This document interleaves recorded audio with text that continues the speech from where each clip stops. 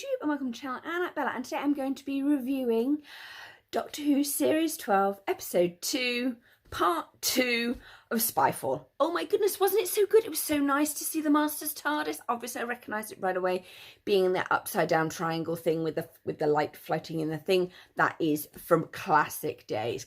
I'm loving the fact that it's in the shape of the Wicked Witch of the West's house. It was so cute.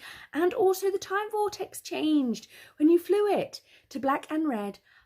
Sith colours. Anyway, sorry, totally geeking out there. Also, I knew that child of the Timeless Child thing that was mentioned in Series 11 of the 13th Doctor would come back. That was something that they were building to. So good. Loving the fact about conspiracies and Russia and social media and all of that. Very, very up to date and current. Loved that. Loved the fact that they actually brought in Ada Lovelace and the first spy lady during the Second World War. Sorry, name I forgot. My bad. That was really good. Unfortunately, it did mean that Graham, Yaz and Ryan were kind of put on the hold space. Lovely that they gave Graham those laser shoes and Ryan those rocket cufflinks. But to be absolutely honest, it was more sort of like put regular companions on hold and have some historical ones who we can just mind wipe. I'm also loving the fact that they went with the sound of drums, heartbeat of the Time Lord, brought back New Who memories from David Tennant and John Sims Master. So cool. And then the fact they went back even further and did the whole telepathic thing, because Time Lords are actually telepathic, and it was great to see that. It's something that they do in Classic Who all the time, but in New Who we just don't see it. Also really missing the psychic paper. Really missing that. Would like that to come back. Loved the episode. It was a great conclusion. It was really good. It built on the foundations that were laid down in the first episode. It was easier to read. You didn't travel to as many places with it, but it was so nice. And the fact that they explained how the Doctor saved everybody in the cockpit. I'm loving the fact that they actually, I love the fact she used a laminator. Yes, I do like using laminators too. So Whoopi, yeah, everybody's a bit mad with the laminator, but don't you just find on airplanes that the instructions are so funny?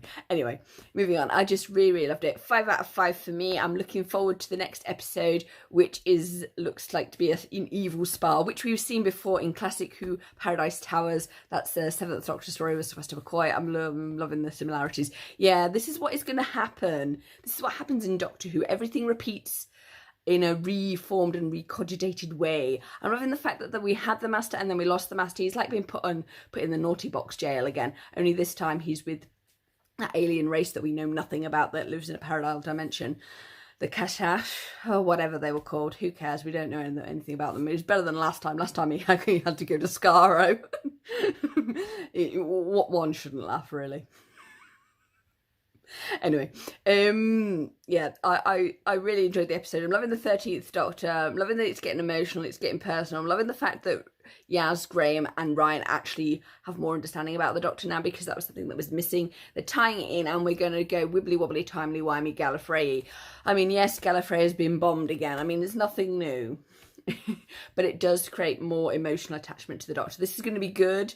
So it looks like we're going to be off Earth-based again. I'm loving the fact that in the first episode we actually had the future and the past working together. I'm loving the fact that we had really good scale. Excuse that message coming in.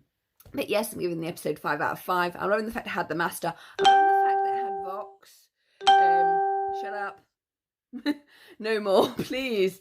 I'm loving the fact we had Vox. I thought Lenny Henry was really good. Wasn't it so cruel that he killed his disabled mother? That was absolutely shocking for supposed children's or family-friendly TV. It wasn't children family-friendly. Just putting that out there. Doctor Who is like 12. That isn't family-friendly anymore. You can't leave your 9-year-old to watch it, because that's what used to happen. And then you'd wonder why they were huddling behind the sofa and everybody would laugh.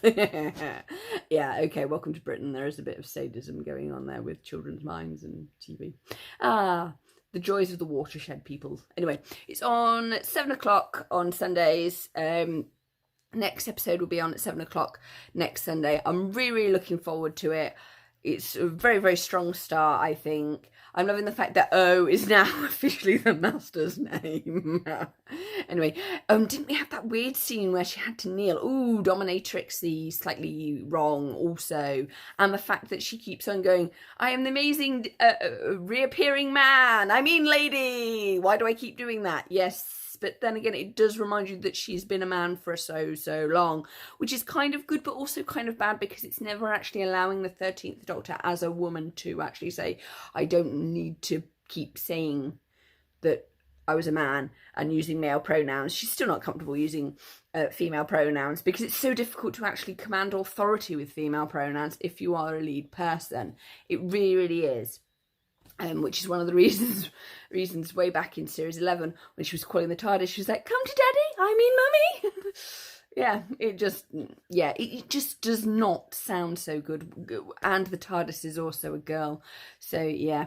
Anyway, moving on. The episode was really good. It had some really strong performances. I'm loving the fact that they actually explained the Master, who's being played by a wonderful, wonderful performance from an Asian actor.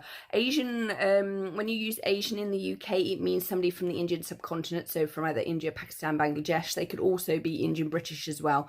It's a hangover from British Empire colonial times. Voila.